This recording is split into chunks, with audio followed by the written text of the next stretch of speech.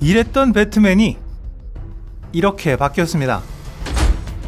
어쩌면 그저 다 똑같아 보이고 별다른 의미가 없을 것 같지만 알고 보면 배트맨의 변신에는 나름의 합리적인 이유가 있었는데요. It'll be lighter, faster, more agile. 오늘은 배트맨 슈트와 장비의 변천사를 알아봅니다.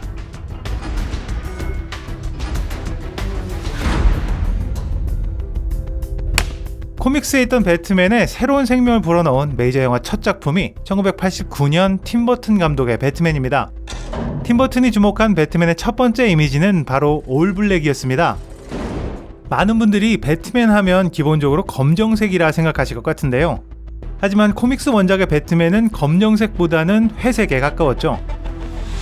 보통 바디 컬러가 회색, 망토와 나머지 부분이 검정색이거나 때로는 파란색 계열일 때도 있었습니다. 이 우스꽝스럽게 보이는 배트맨 TV 시리즈의 모습이 사실은 이런 코믹스의 느낌을 가장 충실히 반영한 결과라 할 수 있는데요. 팀 버튼이 이런 배트맨을 올블랙의 이미지로 다르게 해석하면서 이후 대부분의 영화에서 검정이 배트맨을 대변하는 색으로 자리 잡게 되었습니다. 팀 버튼은 적들을 두려움에 떨게 하는 고독한 어둠의 기사라는 배트맨의 정체성을 박쥐뿐만 아니라 뱀파이어를 연상시키는 느낌으로 만들었습니다. I'm Batman. 가죽과 고무 재질을 기반으로 어둡고 둔탁하고 무겁고 딱딱한 느낌, 때려도 끄떡없을 것 같은 그런 미신급의 두려운 존재가 팀 버튼이 추구한 배트맨이었던 거죠. 올블랙이라는 새로운 해석뿐만 아니라 코믹스와 다른 개념이 하나 더 있었는데요. 바로 슈트 아래 덧대진 방탄 플레이트입니다. 원작 코믹스에서는 몸매가 그대로 드러나는 얇은 타이즈 형식이었지만 영화 속 배트맨은 가짜 식스팩 아래 방탄 플레이트를 덧대고 있습니다. Wait a minute. What is that? Some kind of body armor. 이런 아머 형식의 배트맨 슈트가 지금의 우리에게는 너무도 당연한 개념으로 자리 잡았지만 당시에는 상당히 생소했던 독창적인 발상이었다고 합니다.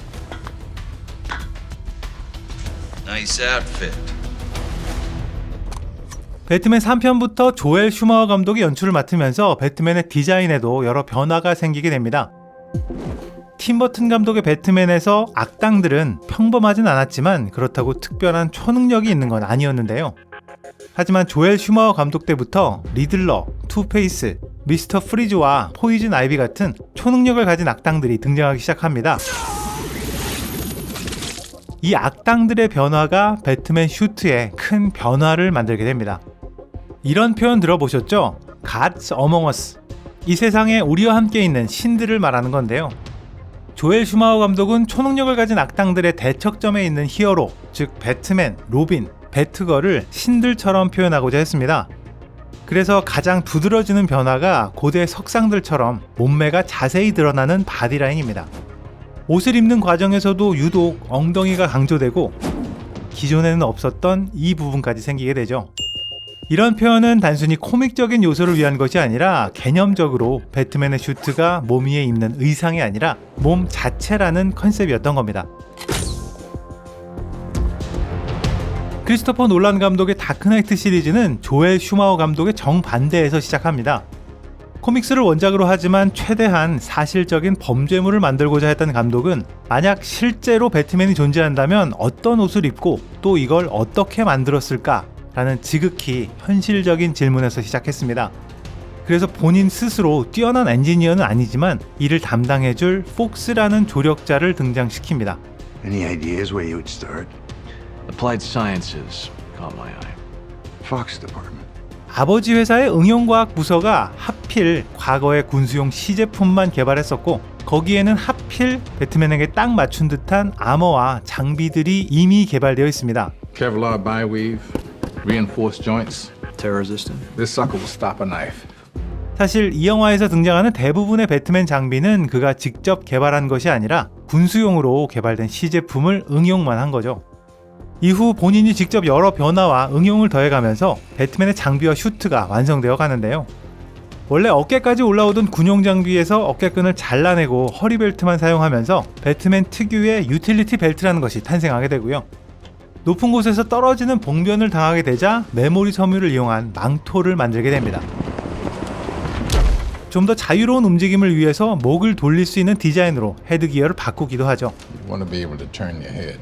이렇게 현실성을 바탕으로 원작에서는 당연하게 받아들여지는 아이템에 나름의 이유를 더한 것이 다크나이트 시리즈의 차별점이라 할 수 있습니다. Perhaps you should read the instructions first.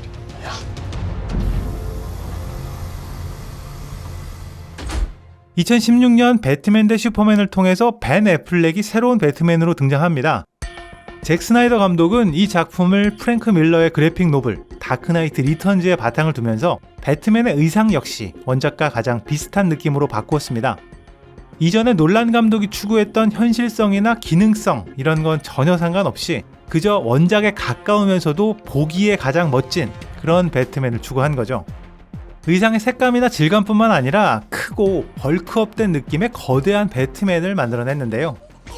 슈트의 기능이나 과학적인 역할이 사라지면서 배트맨의 파워가 그저 브루스 웨인의 본인 피지컬에서 나올 수밖에 없었기 때문입니다.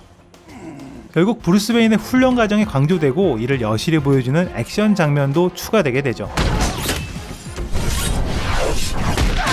더불어서 제목 자체가 배트맨 대 슈퍼맨인 만큼 적어도 겉으로 보기에는 슈퍼맨에게 밀리지 않는 배트맨의 피지컬을 보여주는 데 집중했습니다.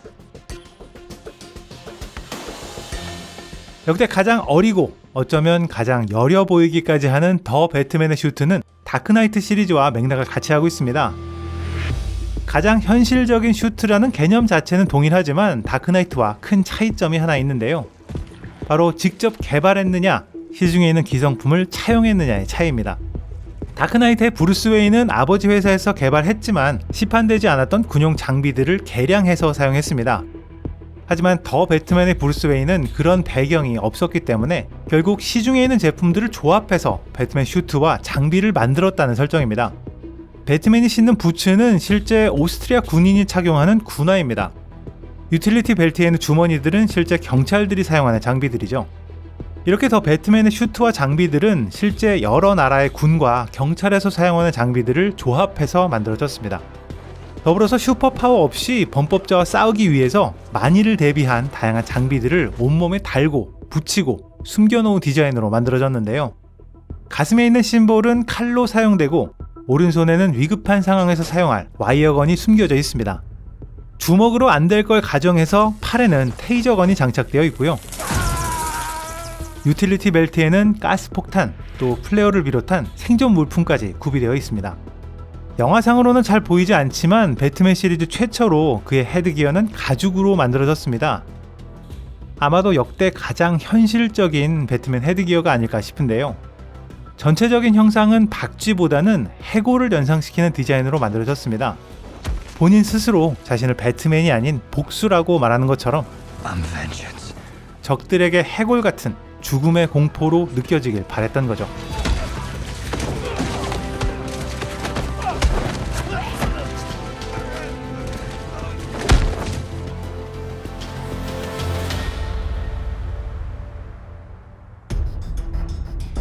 다 비슷한 배트맨처럼 보이지만 그 디테일을 따져보면 나름의 이유와 감성이 숨어 있습니다. 이제 멀티버스가 공식화되면서 DC 세계에는 여러 배트맨이 동시에 등장하고 있는데요. 과연 다음 배트맨은 어떤 의상과 장비를 선보이게 될까요? 지금까지 빨간도깨비였습니다. Yeah. I'm Batman.